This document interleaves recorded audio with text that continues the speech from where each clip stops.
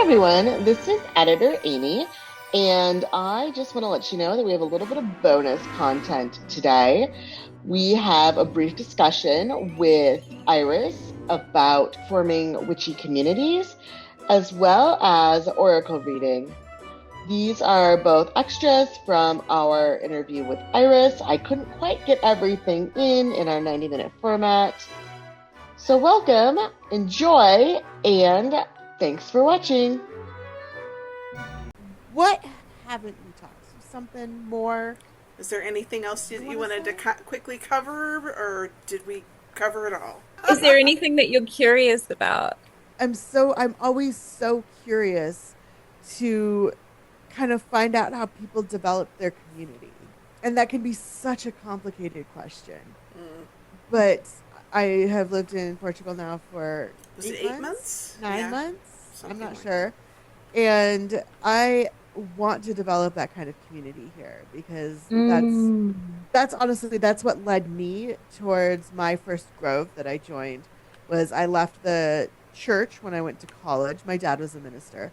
I left the church when I went to college, and after college I moved to Los Angeles, and I missed the community of church just because there was always most I missed potlucks. I'm gonna be real. I mostly missed potlucks because I liked the community of everyone brings food to share, and I was also very curious about spirituality without having to bring Protestantism or Christianity into it.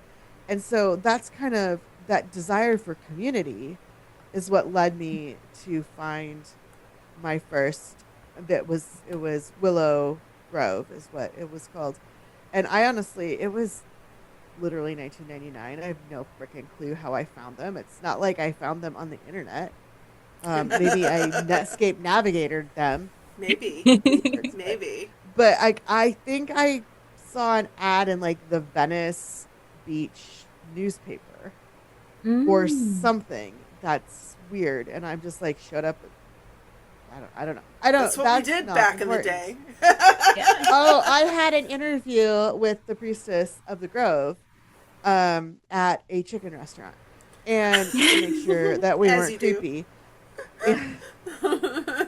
But I'm always interested in how people find their communities and what that journey was towards community, because I think that Mm. community is what most people are missing to keep them Absolutely. whole.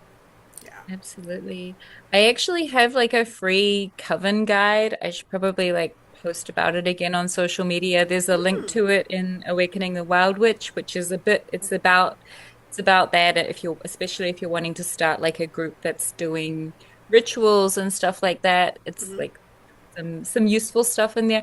When I was a teenager, like when I first went to university, I was really wanting community, and met some people online who I'd like hung out with in real life, but at university I like put up signs and like started a pagan club.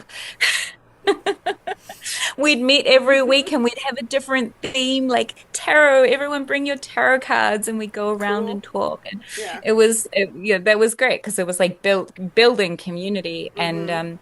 another thing that can be quite good is just finding things that are adjacent. So, like, is there a local spa that has a sauna that you can go and meet? Like, I've met a bunch of people recently, a bunch of friends who are like doing amazing, like, music therapy because we were in the sauna together and we had like a brilliant conversation, or breathwork classes or that kind of thing. Oh Like you yeah. maybe don't want to go too much into the yoga rabbit hole, but there's there's like all these people who I feel like it's if you're looking for spiritual community in particular, it's like where are the people who are already attuned to this kind of thing, because it's not the sort of thing that's very easy to connect with people on if they're Hmm. not already on that journey themselves. So it's like Yeah. either what will bring them to me or where can I go where they're already going to.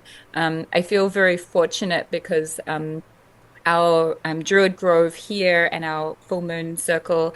is run by a woman, and she's like the most amazing woman. She's in her mid 80s. She's the most Wow. vibrant person I know. She's who Awesome. you want to be when you grow up. Yeah. And she's been doing this for decades, so she's built this community and she's so good at holding the space. And it's like, it's amazing. But, we can all kind of bring people to us if we Hmm. want to. And there's also like, if you're interested in Druidry, I'm part of the Order of Bards, Ovates, and Druids, and it's an international organization. So there's probably a whole bunch of Druids in Portugal, and they probably occasionally meet up and like hang out with the trees and celebrate the seasons. And If you like trees. That sounds yeah, I right up mean your that's alley. that's basically Well, all and you need to northern be a Portugal Druid. has a strong Celtic Yeah, it does. background. Yeah. Yeah, absolutely. And the thing that I like about that kind of druidry is that it's not dogmatic at all. Like it's everyone's on their own path. You don't Hmm. have to think the same way. Because I don't like it when people tell you what to think. Like Yeah. I don't like it when there's Why I rules and left the there's church. exactly, exactly. That's So why it's we like I'm always yeah. yeah. That's why we were always Cool. like, "You do you, boo." That's our like thing. Like this is the ritual, or this is the cocktail, or this is the, and here's how you can change it. And you do you, boo. You can do this, so you can do it your own way. And We say it just often enough that I have a graphic that I put into our YouTube videos. Every time anyone says it, I have a you do you, graphic boo. that just, it's like the more you know, Yeah, you do you, boo, as that's across the screen. that is our thing. Yeah, Yeah. Yeah. Beautiful. because everybody has a different path to spirituality, and different things speak to different people. And I used to have that attitude of that sort of dogmatic attitude that this is the right way. But the older I get and the more I experience true spirituality, and the more I come into my witchiness, the more I realize that there is no one true way. Everybody has their different path, their different pace, their different thing that speaks to them. So, Yeah, absolutely. I mean, one way to test if a belief is any good is to hold it really lightly or even let it go. And if it keeps coming back, then it's probably a good belief. Like mm-hmm. you have to struggle to hold on to it. Yeah, Maybe there's something funny going on there. right. Yeah, yeah. I, I mean, short of like maybe don't murder people. Like that's probably a good rule to Well, have. that one But like, probably will keep coming back to you and you just go in like a blind rage. yeah. Not the best decision making brain state. No. We're just going to assume that you, Shéa, and, Mm, and me, and you, Iris, and all of our listeners and viewers are good people who are not going to hold on to murder. yeah, just say no to murder. I mean, yeah, Yeah. that seems like that. That's a sticker. That's a Okay. sticker. Just say no to murder. Yeah. Amy, Yes, ma'am. tell me, what oracle or tarot deck are you pulling from today? Well, today I'm going to pull from the Enchanted Spell Oracle. Ooh. My camera hates me and Yeah. focusing lately. Well, that's the one that has kind of It's that okay. medieval art sort of Yeah, situation. it's the going medieval on. hedge witch magic guidebook, and it is very much like illuminated manuscript. Yes, it Deal. does. Look, yeah, very much. There we Beautiful. go. Okay. So I shuffled during the commercial break. It's not really a commercial break, during the interview. The whole time we were interviewing her, I was shuffling those stacks. And I'm gonna go ahead and I'm gonna cut. Success. Ooh, yay! I like that. So this is associated with Aries, it says. Oh, interesting. It's an Aries card. The card, there's this, I'll show it in a second, but there's this woman with long red hair, plaited. She's wearing a green and blue cloak with like those pointy, sleevey things. Oh yeah. You know, and behind her is 4 arrows. She's got like a little crown, and it says Alder, success. And then it says March 8th to April 14th, which isn't 18th to April 14th, which isn't exactly Aries, but it's roughly there. There's some OM writing. There's some weird bird creature, alder leaves and seeds and stuff. Oh, yeah. Okay.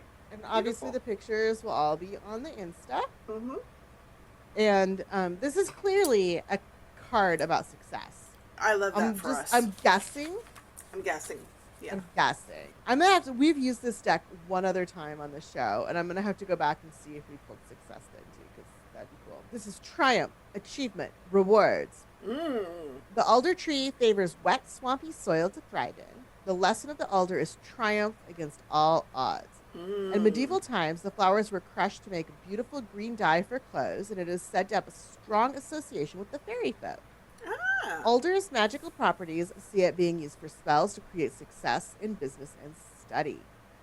So this card has the Priestess of Success. She stands surrounded by a botanical wheel containing alder trees, catkins, seed pods, and leaves. She's smiling and clothed in turquoise, the color associated with the spring equinox, a time of balance and discovery. So that's those dates for the Northern Hemisphere. Mm-hmm. Beside her is Hawk, who represents victory. Divination. When the success card appears, be assured that a personal or business success is on the way. Well, excellent. You have worked hard and laid the groundwork. You have sowed the seeds, and soon the rewards will appear. Keep your language positive and your confidence high. Believe in yourself. Yes. Expect the best to happen, and it will. Awesome. This is about balance, about diligence, about persistence, and about believing in yourself. Because you deserve the good stuff, witches. Yes, witches. That's a perfect card for today too. Awesome. Yes. I hope you enjoyed that little extra bit of time with Iris Beaglehole and our Oracle card draw. I have a couple links in the description so you can go find Iris if you haven't already. And I really appreciate you spending time with us here on Cliffhangers and Cocktails. As always, I'll see you next time. Bye!